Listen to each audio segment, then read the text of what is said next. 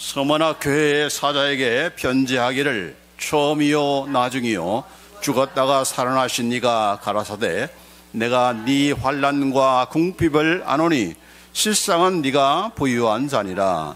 자칭 유대인이라 하는 자들의 회방도 아노니 실상은 유대인이 아니요 사탄의 회라. 네가 장차받을 고난을 두려워 말라. 볼지어다 마귀가 장차 너희 가운데서 몇 사람을 옥에 던져 시험을 받게 하느니 너희가 10일 동안 환난을 받으리라. 네가 죽도록 충성하라. 그리하면 내가 생명의 면류관을 네게 주리라. 귀 있는 자는 성령이 교회들에게 하시는 말씀을 들을지어다. 이기는 자는 둘째 사망의 해를 받지 아니하리라. 아멘. 오늘은 우리 소아시아 7교회에 주신 말씀 가운데 에베소 교회 다음 이어서 서머나 교회에 주신 말씀을 우리가 함께 살펴보겠습니다. 에베소 교회 바로 위에 약 한 30마일 좀 떨어진 그런 도시입니다. 그래서 이 서머나 교회에 주신 그런 말씀을 살펴보려고 하는데 지금 다 이 터키 지역이죠. 퀴르키예 지역의 그런 지역인데 서머나 교회도 이 에베소 교회와 에베소라는 도시와 마찬가지로 바로 이 바다 근처에 이렇게 위치했기 때문에 아름다운 그런 항구 도시로서 유명한 그런 도시입니다. 또 비옥한 땅을 가지고 있고 또한 무역이 번성한 그런 잘 사는 도시였는데 특별히 이 서머나는 다른 어떤 도시보다도 가장 먼저 일찍이 로마 황제 숭배에 앞장섰던 그런 도시였어요. 로마가 이제 통치하는 그런 시대니까 그러니까 로마에게 잘 보일 수밖에 없는 거죠. 잘 보인다는 건 뭡니까? 그만큼 혜택을 주는 거죠. 그래서 로마 당국으로부터 많은 혜택을, 경제적인 그런 혜택을 받던 그런 도시가 바로 이 서머나였고, 또 거기다 더 한술 더 떠서 또 신전을 이렇게 지어줘 가지고 그 안에서 로마 황제를 숭배하고 또 이렇게 뭐 신전이니까 이방 신전이니까 뭐 이렇게 제사 드리고 하는 그런 일들이 많다 보니까 그것을 강요하다 보니까 자연적으로 그 안에서 신앙생활하는 이 서머나 교회 성도들이 얼마나 핍박을 당할 건지는 뭐 물어보나 마나 하는 거죠. 더군다나 이제 로마의 그런 서포트를 많이 받으니까 그 서포트를 계속적으로 받기 위해서 로마 황제가 바로 시저가 우리의 주다, 시저가 우리의 주님이시다라고 이제 고백하게 하니까 이건 신앙적으로 예수님이 주님이시다라고 해야 되는데 시저가 바로 주님이다라고 하니까 이거 당장 뭐 이 어려움을 당하는 거죠.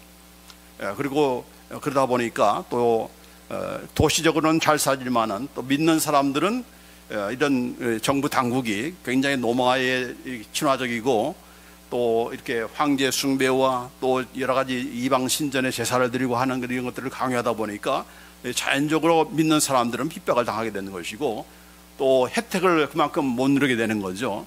그러니까 뭐 사업을 하더라도 특별히 서머나라는 그 지역은 유대인들이 예루살렘이 함락된 이후에 유대인들이 많이 이주해온 그런 도시 가운데 하나입니다. 아름다운 항구 도시고 또 잘 사는 도시니까 잘 사는 도시에 사람들이 모여드는 거죠. 이민 가는 거죠. 그래서 많은 유대인들이 거기에 왔던 것이고 또 이 유대인들은 무슨 예수님을 믿는 사람들이 아니니까 더욱더 적극적으로 유대인들이 나서서 바로 예수 믿는 그런 크리스찬들을, 신자들을 핍박을 하게 되는 것입니다. 그래서 유대인이 가는 곳에는 항상 이 상권이 왕성하잖아요. 그래서 유대인들이 다 상권을 잡고 있는데 예수 믿는 사람들을 곱게 대하지 않으니까 자연적으로 그들에게 불이익이 갈 수밖에 없는 거죠. 그러니까 장사할 때도 함께 길드라는 조합에 들어오지 못하도록 하고 하니까 그러니까 자연적으로 잘 사는 도심에도 불구하고 이 서머나에 있는 그런 교회 성도들은 그만큼 어렵고 또 여기 오늘 본 말씀에도 보면은 핍박을 받을 뿐 아니라 가난한 궁핍한 그런 성도였다라고 그렇게 말씀하고 있는 것입니다.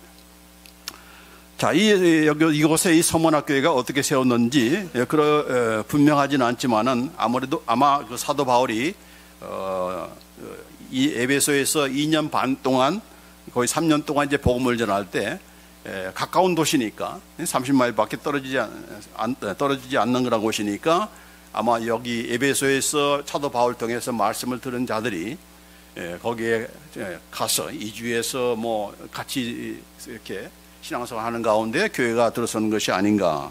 왜냐하면 사도 바울이 직접 이 교회를 이렇게 설립한 것은 아니니까 그렇게 어떻게 세워진지 전혀 모르는 그런 내용들이고, 또 이 사도 바울을 통해서 복음을 듣지 않았다면은 아마 이제 사도행전 1장에 그 다락방에서 마가 다락방에서 성령님께서 강림하실 때 그때 은혜 받은 그런 사람들이, 왜냐하면 아시아에 있는 사람들이 많이 거기에 은혜를 받고 거기에 참여했잖아요. 그래서 그때 아마 은혜 받은 사람들이 다시 자기 고향에 돌아가서 이 교회를 세운 것이 아닌가 그렇게 생각되는데, 어쨌든 간에 이 서문학교회는 전혀 관심의 대상이 아니었던, 선교의 대상도 아니었고 관심의 대상도 아니었던 그런 교회인데, 그러나 누구는 관심을 가졌는가? 바로 예수님은 관심을 가졌다는 얘기입니다. 더군다나 이 서문학교회는 그 어떤 교회보다도 핍박을 많이 받은 그런 교회였던 것이고, 또 가난한 궁핍함에 있었던, 핍박 때문에 핍박의 그 결과로 인해서 궁핍감 가운데 있었기 때문에 예수님께서는 관심을 가지고 이 교회를 찾아오셔서 오늘 우리에게 들려주실 말씀을 또한 그들에게 들려주신 것이죠. 자, 이렇게 온 세계에 흩어져 있는 그런 주님의 교회, 우리 예수님께서 뉴비전 교회가 어디 있느냐라고 관심이나 사람들은 갖겠습니까? 그러나 누구는 갖고 계세요? 예수님은 갖고 계시는 거예요. 서문학 교회가 그렇게 소외 대상이고 관심 밖에 그런 교회 있지만은, 그러나 예수님께서 찾아오셔서 말씀하신 것 마찬가지로 저와 여러분에게 이 뉴비전 교회도 주님께서 찾아오셔서 말씀하고 계시고, 이미 에베소 교회에서도 하신 말씀대로 나는 안다. I know you. 나는 안다. 사람들은 몰라도 너희들끼리도 서로 안 알아줘도 나는 안다라고 하시는 말씀이 여기 서문학교에도 마찬가지입니다. 뭐 이 교회가 어떤 어려움을 당하는지 그건 뭐 관심 받겠지만은, 그러나 예수님은 아신다는 관심을 가지시고 찾아오셔서 그들을 칭찬하시고 또 그들에게 약속의 말씀을 하는 거죠. 자, 그래서 이 서문학교회는 한마디로 말하면 핍박받는 교회의 그런 대표적인 그런 교회였습니다.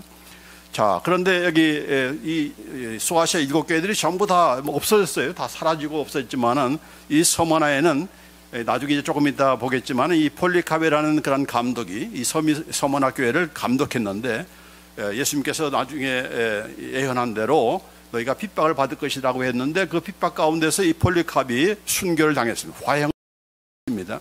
그런데 그 자리에 바로 이 기념교회가 세워졌어요. 그래서 이 서문화 폴리카 기념교회라고 해서 지금 남아있는 그런 교회입니다.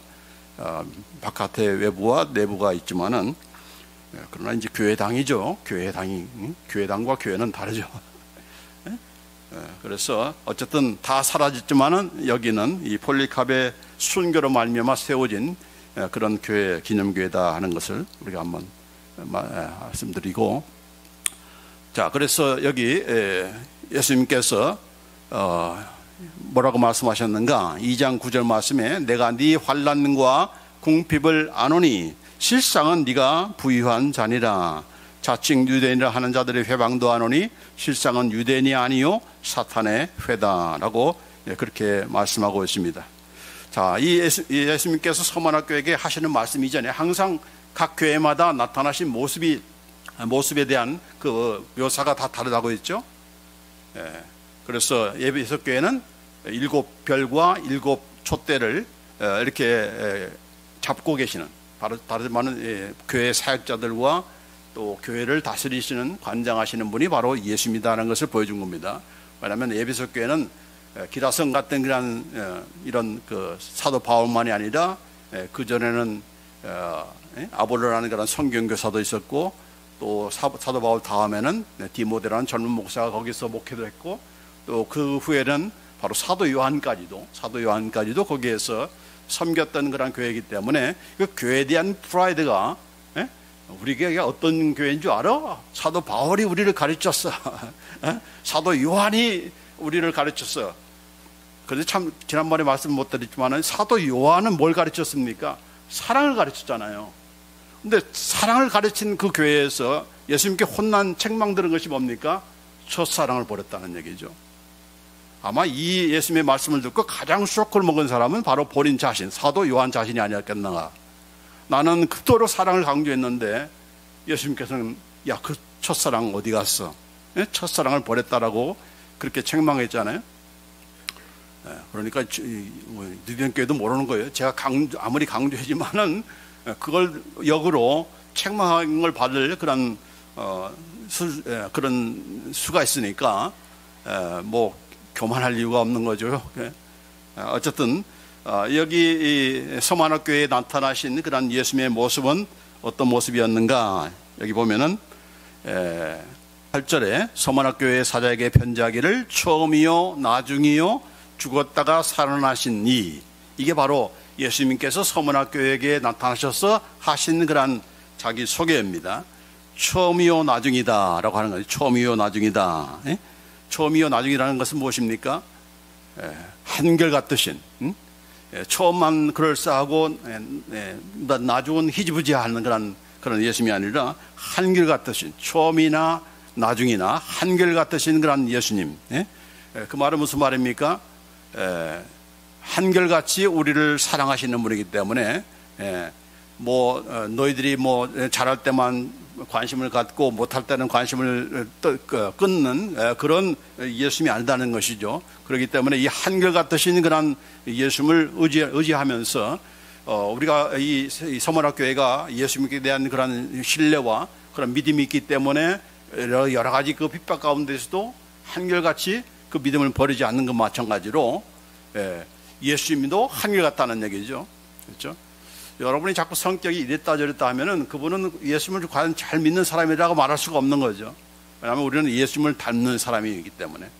예전에는 그랬지 몰라도 하나님의 자녀는 누구를 닮아야 돼요? 하나님을 닮아야 되는 거죠.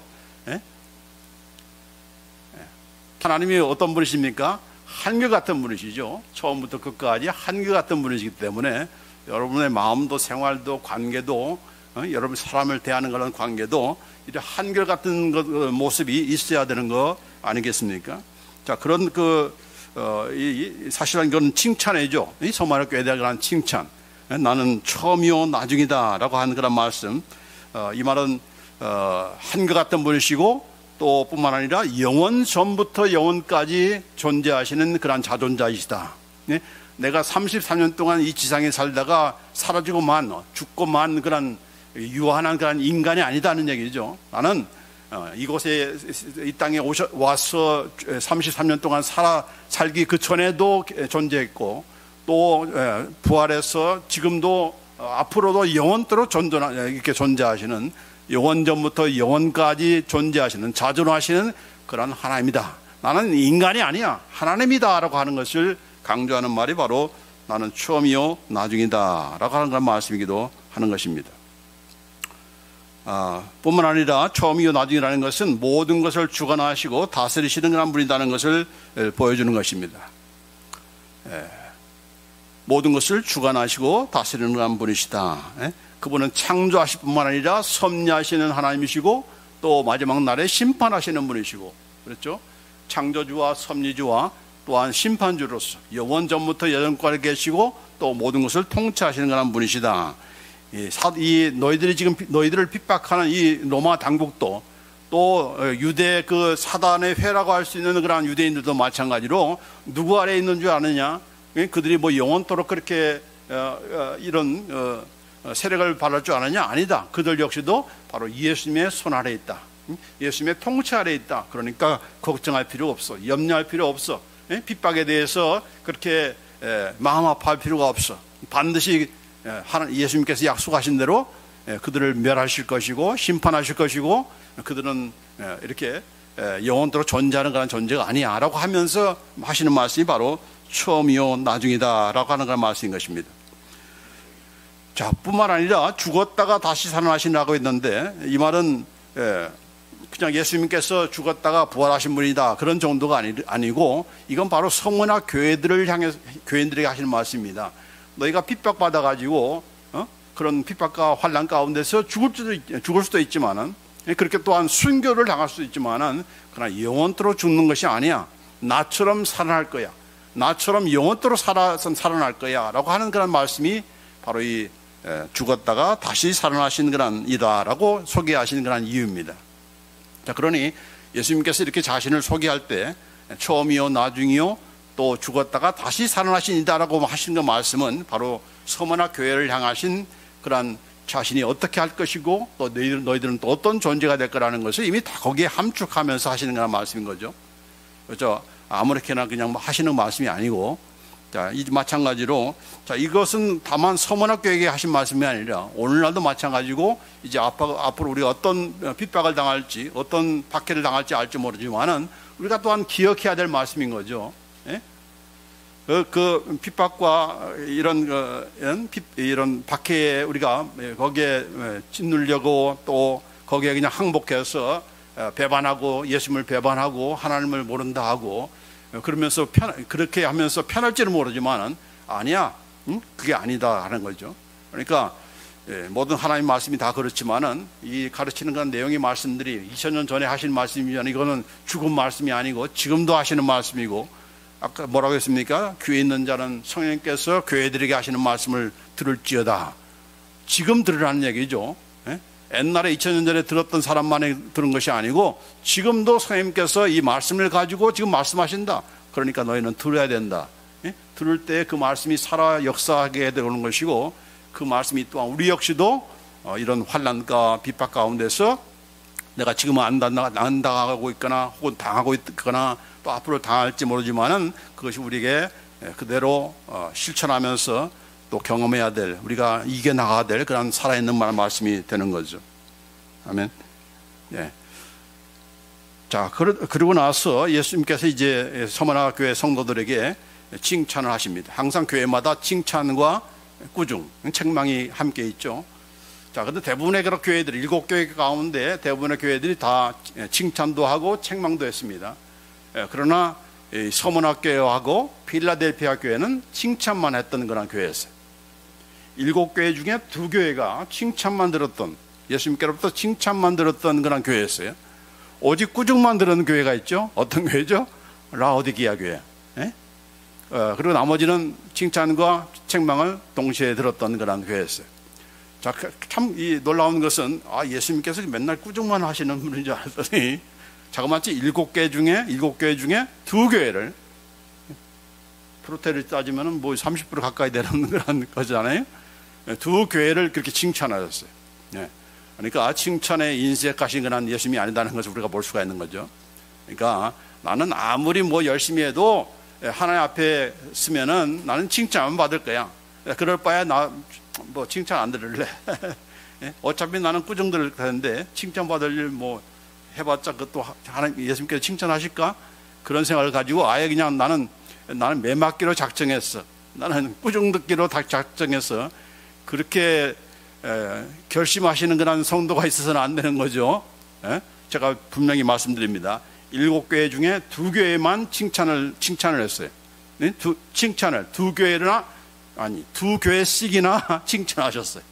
그러니까 예수님께서 저와 여러분을 칭찬하실 수 있는 분이시고 또 우리가 칭찬을 받을 수 있는 그런 성도라는 것을, 교회라는 것을 항상 기억하고, 문제는 뭐예요? 어떻게 해야 예수님께로부터 칭찬을 듣는가? 만약 이걸 뭐 그냥 대충 얘기했다면은 우리가 뭐 긴가민가 할 것이고 뭐 대충 자기들 나름대로 이렇게 받으면, 이렇게 하면은, 열심히 하면은 이렇게 예수님께서 칭찬하실 거야. 그렇게 우리가 따라할 거 아닙니까? 교회를 웅장하게 짓고 시설을 웅장하게 이렇게 만들면은 예수님께서 칭찬하실까? 그런 칭찬 내용은 아무것도 없어요. 있는 칭찬의 그 내용 가운데 하나는 바로 믿음을 지키는 겁니다. 예수님을 지키는 거예요. 어떤 환난과 핍박 가운데서도 예수님을 지킨 것, 믿음을 지키는 것, 이것이 바로 예수님께서 가장 칭찬하시는 그런 내용이고 그 주된 그런 내용이었어요.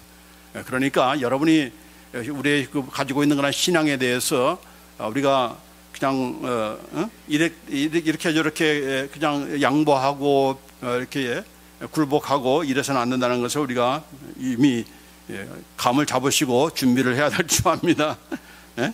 예수님께서 말씀 안 하셨다면은 뭐 제각기 나름대로 할 거 아닙니까? 그러나 분명하게 일관성 있게 말씀하신 것에 대해서는 예수님께서 나중에 가서 딴소리 하시는 분이 아니잖아요. 예수님은 처음이나 끝이나 동일하신 분이기 때문에, 그러니까 이렇게 예수님께서 미리 말씀하셨다는 것은 얼마나 우리에게 큰 용기가 되고 힘이 되는 겁니까? 교회가 작다고 무슨 뭐 내가 믿음 생활 얼마 안 했으니까 뭐 이렇게 예수님께서 나를 칭찬하실까? 절대로 아닙니다. 뭐 이 성문학교회가 뭐 세워진 지 얼마나 됐겠습니까? 얼마 안 됐잖아요. 얼마 안 됐어도 예수님의 칭찬을 받은 것입니다. 자, 이제 서로는 그만두고, 자, 무엇을 칭찬하셨는가? 여기 보면은 내가 네 환난과 궁핍을 아노니, 아신다고 했습니다. 어떤 환난을 당하고 있고 어떤 궁핍을 지금 당하고 있는가를 아신다. 그러나 예수님께서 하시는 말씀이 실상은 네가 부유한 자니라. You are rich. 너희들이 부유한 자야. 너희들이 가난한 자가 아니야. 찢어지게 가난한 그런 성도에 관한 삶이 이런 생활이지만은 아니야. 너희들은 가난한 자가 아니야. 너희들은 거지가 아니야. 너희들이 부자야. 이렇게 예수님께서 말씀해 주셨습니다.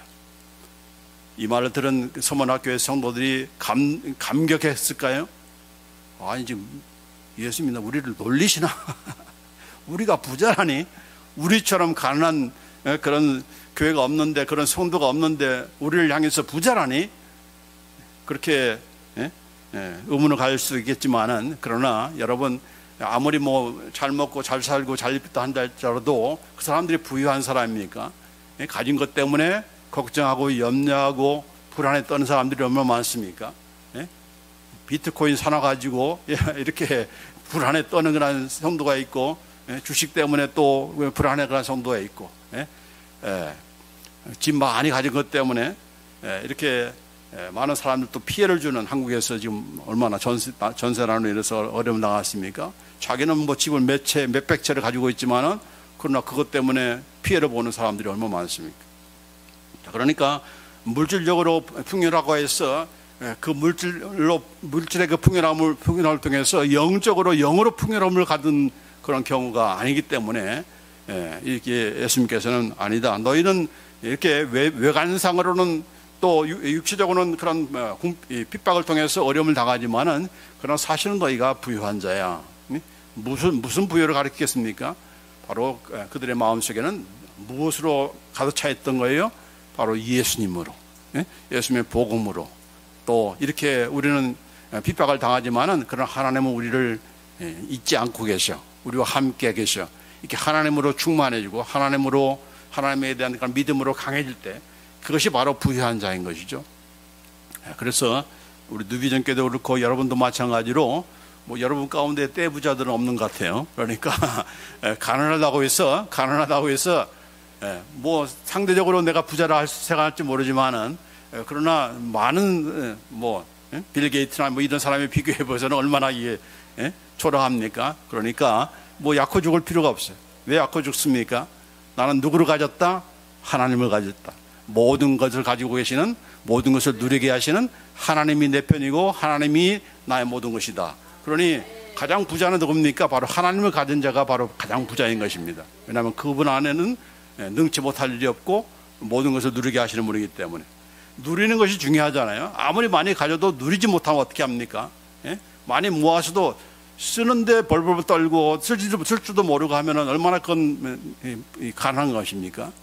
자, 그러나 예수님께서 이렇게 서문학교의 성도를 향해서 그들을 뭐 의도적으로 이렇게 치열업하기 위해서 이렇게 너희가 부자야 이렇게 말한 것이 아니고, 실제적으로 그들의 믿음이, 그들의 그 마음의 그런 그 씀씀이라든지 그 어려움 가운데서 성도들이 함께 나누고 또 쉐어하고 사랑하는 이런 모든 것들이 다 부유로운, 부유롭다는 건 뭡니까? 나만 부자인 것이 아니고 나로 말미암아 다른 사람도 부유케 하는 자이죠. 내가 가진 것을 나누는 것이 부유한 것이지, 나밖에 모르는 것은 부유한 자가 아닌 거죠. 그건 점보죠. 구두 세고. 누가 부유한 자입니까? 나누는 자, 쉐어하는 자. 나로 말미암아 그들도 부유함을 갚게 누리는 것. 그게 바로 참된 부유가 아니겠습니까? 자, 그래서 이 성도들 향해서 고린도후서 보면은 이런 말씀이 있어요. 예? 자, 고린도후서 6장 9절 10절 말씀에 같이 읽습니다. 시작. 무명한 자 같으나 유명한 자요, 죽는 자 같으나 보라 우리가 살고, 징계를 받는 자 같으나 죽임을 당하지 아니하고, 근심하는 자 같으나 항상 기뻐하고, 가난한 자 같으나 많은 사람을 부유하게 하고, 아무것도 없는 자 같으나 모든 것을 가진 자로다. 이게 바로 저와 여러분의 현주소이고, 또 우리의 그런 우리에 대한 그런 우리가 누군가에 대한 그런 설명인 것이죠. 예? 뭐 이름 없지만은 그러나 유명한 자이고, 예? 죽는 자 같으나 살아있는 자이고, 징계를 받는 자 같으나 죽임을 당하지 않고, 근심하는 자 같으나 항상 기뻐하고, 가난한 자 같으나 많은 사람들을 부유하게 하고, 아무것도 없는 것 같으나 모든 것을 가진 자처럼, 그렇게 허세를 부리는 자가 아니고 실제로 그것을 누리는 자다는 얘기죠. 그게 바로 성도인 것입니다. 자, 그런 성도들이 바로 누구였어요? 바로 서머나 교회의 성도들이었던 것입니다. 왜 우리가 이런 모습을 보여주지 못하는 것인가? 우리가 믿지 않는 사람들처럼 살려고 하기 때문에, 세상 사람들처럼 살려고 하기 때문에 이런 모습을 우리가 보이지 못하고 있는 거죠. 그러나 우리의 모습이 마치 우리의 그 존재 가치는 내가 정말 이런 존귀한 자이지만은, 그러나 가장 존귀한 이유는 뭡니까? 바로 내 안에 하나님이 계시다, 예수님이 계시다. 예? 내가 진주로 포장되는 것이 아니고, 가장 존귀한 진주 같은 그런 존재가 바로 누가 있어요? 바로 우리 안에 바로 예수님이 계시기 때문에, 그게 바로 우리가 존귀한 이유인 것입니다. 그러니까 자꾸 우리는 우리의 외부를 자꾸 치장해 달라고 하잖아요. 그러나 우리는 외부적인 치장을 통해서 믿지 않는 사람에게 항복시키는 자가 아니라, 저 사람은 나보다 없는데, 나보다 못 사는데 왜 이렇게 기쁘게 살지, 왜 이렇게 감사하며 살지, 더군다나 쉐어까지 안 해, 나누기까지 안 해. 그러면은 믿지 않는 사람들이 전부 다 퀘스천할 거 아닙니까? 예? 왜 그러는 거야? 알고 보니까 누구 때문에 그런 거예요? 예수님 때문에 그런 거예요. 예수님 때문에. 그래서 예수님을 믿고자, 나도 저도 저 사람처럼 살고 싶다. 없는데도 당당하고, 가진 것도 없는데 더 나누고, 이런 것들이 도전이 되는 것이고 본받고자 하는 마음이 생기기 때문에 바로 그것이 전도의 그런 이 또한 그 이유가 되는 거죠. 그런 우리가 되어야 된다 하는 거죠. 자, 그래서 예수님께서 이 서머나 교회에 대한 칭찬만 이렇게 하셨어요. 칭찬만 하셨는데 책망은 하지 않고. 자, 그런데 칭찬한 후에, 칭찬을 했으니까 너희가 정말 핍박 가운데서 또 궁핍 가운데서 이렇게 잘 견뎌내고 한 그 신앙의 그런 부유함이 정말 칭찬할 만하다라고 했으면은, 그렇게 칭찬했었으면은 이제부터는 예수님께서 핍박도 감해주고, 또 궁핍함도 해결해주고 뭐 그래야 될 텐데, 예수님께서 하시는 말씀이 뭐라고 하셨는가? 10절 말씀에 네가 장차받을 고난을 두려워 말라. 지금 칭찬 후에 하시는 말씀이 네가 장차받을 고난을 두려워 말라. 볼지어다 마귀가 장차 너희 가운데서 몇 사람을 옥에 던져 시험을 받게 하리니 너희가 10일 동안 환난을 받으리라. 네가 죽도록 충성하라. 그리하면 내가 생명의 면류관을 네게 주리라. 여러분, 이 말씀 예수님께 하실 때 이 말씀을 들은 그런 성도들은 어떤 생각이 되겠습니까?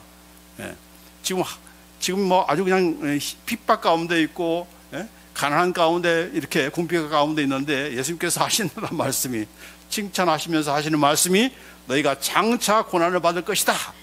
그 고난을 두려워하지 말라. 심지어 너희 가운데 몇 사람은 완전히 마귀의 그런 시험에 결국은 옥에 던져서 심지어 죽기까지 하게 될 것이다. 이렇게 예고를 해 주셨어요. 그러니 이 말을 들은 여러분 같으면 어떻게 생각하겠습니까? 예수님께, 예수님, 우리 가지고 노는 겁니까? 우리가 그렇게 고통받고 고난 가운데 있는 것이 그렇게 즐거워요? 아마 그렇게 따지고 싶은 그런 마음이 굴뚝할 것 같습니다. 굴뚝 같을 거예요. 그렇죠? 자, 그런데 왜 이것이 이 서머나 교회 성도들에게는 그게 큰 위로가 되는 것인가 하는 것입니다. 왜 그랬습니까?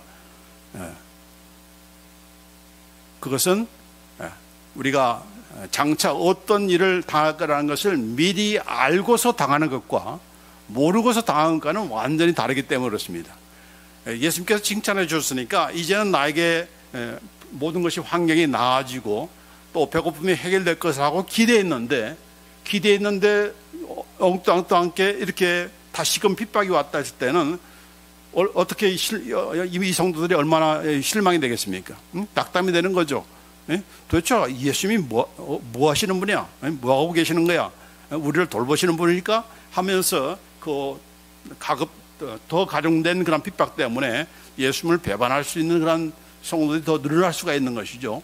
그러나 그 전에 핍박이 오기 전에 이미 그것을 말씀하셨다는 것은 이것이 갑자기 우리가 예상 밖에 이르게 대해서 우리가 놀라지 않고 당하지 않고 이건 예수님께서 이미 말씀하신 내용이야. 그러니 기쁘게 당할 수가 있는 것이죠. 그렇죠? 장차 어떤 일이 있을 거라는 것을 예견해 주고 당하는 것과 그렇지 않는 상태에서 당한 것은 완전히 다른 거죠. 그렇죠? 여러분이 왜 믿음을 자꾸 지키려고 합니까? 장차 어떤 일이 있을 거라는 것을 우리는 알기 때문에 우리에게는 영원한 하나님의 나라가 있고 하나님의 상급이 있고 하나님께서 모든 것을 갚아주신다는 그런 약속이기 때문에 우리가 지금 당하는 여러 가지 고난과 힘든 일에 대해서 기쁘게 당하는 거죠. 이건 뭐 기껏해야 100년밖에 안 당하는 거고 영원토록 우리가 하나님의 그런 주시는 그런 축복 가운데서 영생 가운데서 우리가 사는 것이니까 뭐 이 정도 내가 못 참겠어? 그렇게 우리가 이겨나갈 수 있는 힘이 되는 거죠. 마찬가지로 이 서문학교에게 이렇게 말씀하신 것은 큰 그런 위로가 되고 하는 것입니다. 왜냐하면 우리는 본질상 고난과 고통을 싫어하기 때문에 그렇습니다. 그렇죠? 더군다나 요즘에 그 신자들이 복음과 함께 고난받으라라고 하면은 그 고난을 기쁘게 받겠습니까? 차라리 내가 복음 안 듣겠어. 그러겠죠. 편안한 길을 원합니다. 평탄한 길, 이지한 길을 가득하기를 원하지 함께 고난받겠다? 복음과 함께 고난받겠다? 당신이라 받으십시오. 이렇게 할 겁니다. 아니죠. 자, 그래서 이렇게 예수님께서 서문학교의 성도를 향해서 장차 받을 고난을 두려워하지 말라. 심지어 자칭 유대인들, 지금 여기 서문화 이주에 와서 더 크리스찬들을 핍박했던 이 모든 그런 유대인들은 누구라고 했습니까? 얘들은 사탄의 모임이야. 사탄의 회다라고 했습니다. 그러니까 사탄이 뭡니까? 바로 예수 믿는 자들을 못 믿게 하고 핍박하는 자들이 아닙니까? 그러니까 그들에 대해서 이렇게 어려움을 당하고 핍박을 당할 텐데 그러나 걱정하지 말라. 그들이 행하는 그런 핍박은 기껏해야 열흘이다. 10일이다 라는 겁니다. 10 days. 그래서 10 day라는 것은 말 그대로 10일 동안만 당한다는 것인가? 그게 아니죠. 또 어떤 사람들은 이것이 바로 그 로마의 그 황제들이 기독교를 핍박했던 10명의 그런 황제들이 있습니다. 핍박한 그런 10명의 황제. 그래서 10명의 그 황제들의 그런 핍박을 얘기를 것이 아닌가 그렇게 해석하는 분도 있지만은 그러나 그런 뜻은 아니고 바로 이것이 짧은 기간에 있는 그런 핍박이다 하는 것을 보여주는 겁니다. 영원토록 있는 핍박이 아닌 것이고 잠깐 받는 그런 핍박이야. 뭐 그렇다고 해서 짧은 시간이라고 해서 뭐 대충 넘어가는 그런 핍박은 아니다 하는 겁니다. 어느 정도까지 강렬하고 얼마나 그런 처절한 그런 핍박인가? 바로 사람을 옥에 가두고 심지어 죽이기까지 하는 그런 핍박이 올 것이다 라고 하는 것을 예수님께서 예견해 주신 것이죠. 그 예수님의 예고 따라서 바로 사도 요한의 수제자였던 그리고 서문학교회를 담임하고 있던 감독이었던 바로 폴리카비 바로 순교를 당하게 됩니다. 이미 11명의 성도들이 이미 사자들의 밥이 되어서 순교를 한 그런 상태입니다. 그때 원형극장에 끌려 나온 이 폴리카백에 총독이 말합니다. 시저의 이름으로 맹세하고 예수를 욕하라. 그럼 내가 살려주겠다라고 하니까 이 폴리카백이 뭐라고 반응했는가? 지난 86년간 나는 그분을 섬겨왔습니다. 그분은 한 번도 나를 모른다고 부인한 적이 없었습니다. 그런데 제가 어떻게 나를 구원하신 저의 왕을 욕할 수가 있겠습니까? 라고 하면서 거절했어요. 그 거절한 것 때문에 결국은 그날 오후 2시에 화형장에서 순교를 당한 것입니다. 불태워 죽인 거죠. 그래서 예수님께서 예고하신 그대로 폴리캅만이 아니라 그 전에 이미 이렇게 핍박을 통해서 순교의 그 제물이 되었던 것이고, 이제 12번째로 이 폴리캅이 이런 화양장에 이렇게 끌려가서 이렇게 순교를 당한 것입니다. 만약 예수님께서 이것을 미리 사전에 말씀해 주지 않았다면은 어느 누가 그걸 기쁘게 당하겠습니까? 이미 예수님께서 말씀하신 내용이니까, 그 말씀하셨다는 것은 그만큼 예수님께서 우리를 주목하고 계시는 것이고, 우리의 그 미래에 대해서 걱정하지 마. 저들은 네 목숨만 앗아갈 뿐이야. 네 영혼은 내가 맡고 있어. 그리고 네 죽은 시체도 내가 영광스러운 걸 몸으로 부활시킬 거야. 걱정하지 마. 이렇게 하면서 믿음으로 승리를 한 것입니다. 자, 폴리캅만 또 서머나 교회 성도들에게만 예수님께서 이런 핍박이 있을 것을 말씀하신 것인가? 아니죠. 저와 여러분에게도 말씀하신 그런 내용이 있습니다. 목사님, 안 듣고 싶습니다. 말씀하지 마십시오. 나는 복만 듣겠습니다. 그러나 제가 말을 안 해도 성경에 말씀하고 있고, 여러분 안에 계신 성령님께서 또 말씀하고 있어요. 어떤 말씀을 하고 계시는가?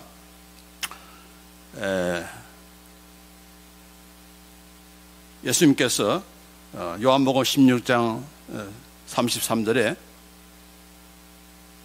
너희가 환난을 당하나 담대하라, 내가 세상을 이기었노라 라고 그렇게 말씀해 주셨습니다. 너희가 세상에서 나 때문에 편안하게 살 거야, 그렇게 말씀하신 적이 없어. 환난을 당할 것이다. 그러나 내가 이겼으니까 너희도 이겨야 돼. 이길 수 있어. 이렇게 말씀하신 그런 내용인 것이죠.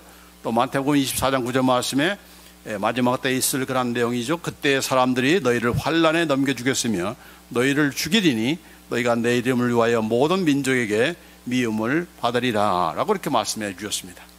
예수 믿지 않는 사람들이 크리스찬들을 미워하는 거에 대해서 굉장히 교회에 대해서 교회에 대한 그런 비난의 화살로 자꾸 이렇게 쏟고 그러는데, 특별히 지난번에 팬데믹을 통해서 얼마나 교회들이 이렇게 욕을 얻어먹고, 또 이렇게 그 욕 얻어먹은 것 때문에 교회들이 그냥 다 주춤하고, 예배 드리지 말라면 예배 안 드리고, 몇 명 모이라면 몇 명 모이고, 얼마나 순종했습니까?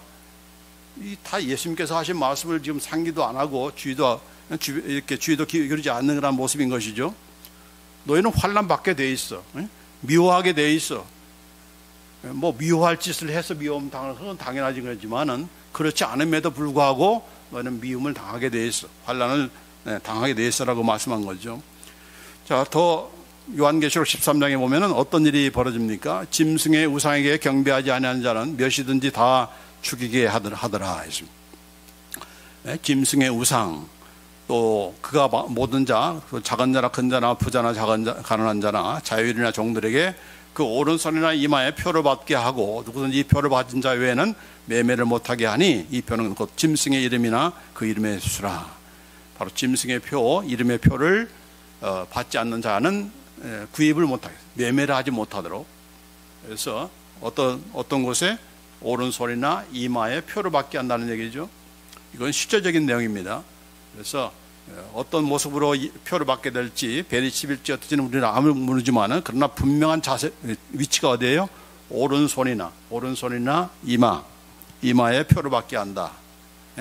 그래서 뭐 크레딧 카드가 아니고, 그저 나중에 어떤 여러분 살아계실 때 이 일이 벌어질지, 여러분 죽고 나서 우리의 후손들에 의해서, 자녀들에 의해서 이 벌어질지, 항상 하나님의 말씀은 정확한 위치까지 말씀해 주셨어요. 이게 무슨 은유적인 표현이 아니에요. 오른손과 이마라고 했습니다. 그렇죠? 거기에 받는 자는 어떻게 돼요? 완전히 짐승의 그런 표를 받는 것이고, 결국은 영원한 불못에 던져주게 되는 거죠. 천국 못 갑니다. 나는 예수 믿었는데요, 실수로 받았는데요, 예수님께서 너 실수로 했어? 그럼 내가 이해해 주마 이랬습니까? 아니죠. 아닌 건 아닌 것입니다. 받지 말아야 되는 거죠.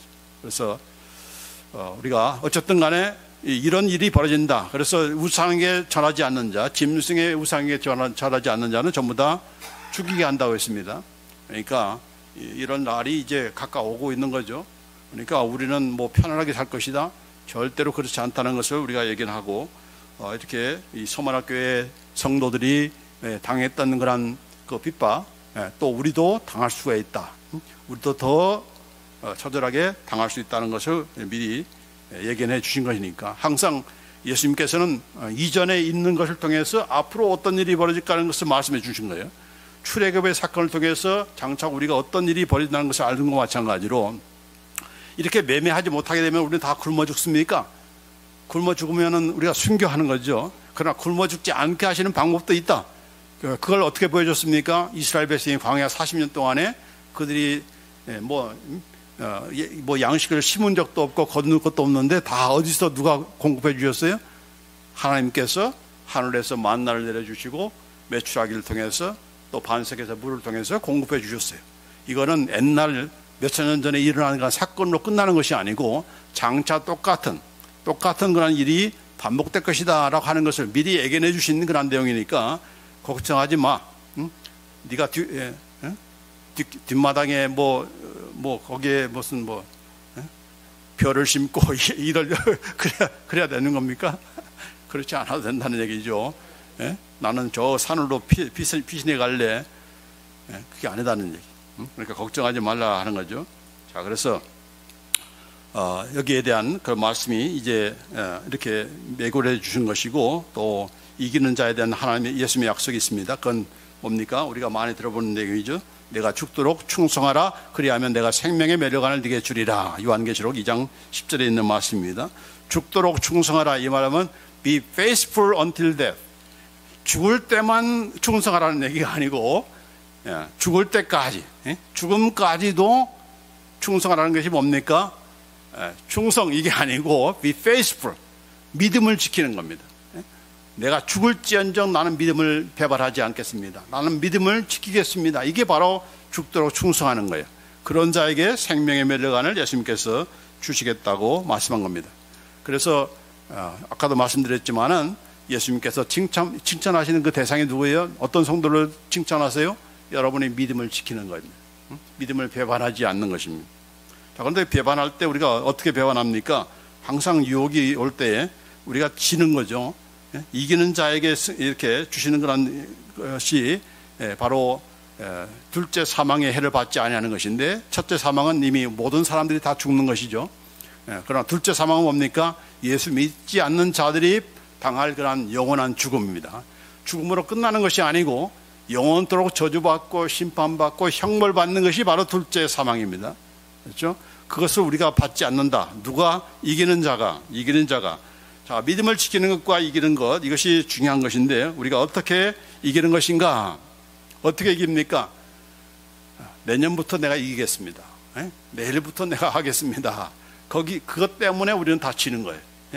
항상 신앙의 싸움은 언제입니까? 바로 오늘이라는 때이고, 바로 지금이라는 그런 순간입니다.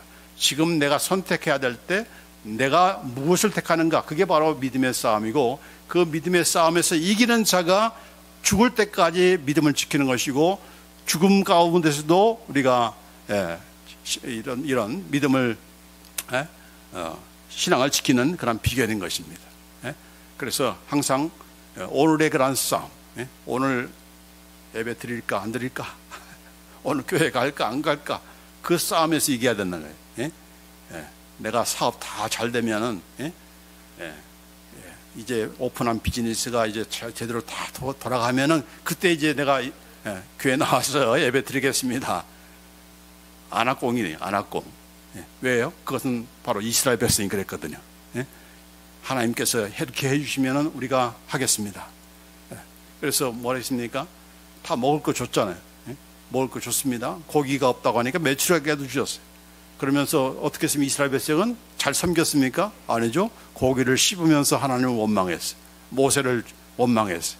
그게 바로 인간의, 저와 여러분의, 저와 여러분도 마찬가지예요. 이스라엘 백성보다 나은 게 없어요. 우리도 마찬가지예요.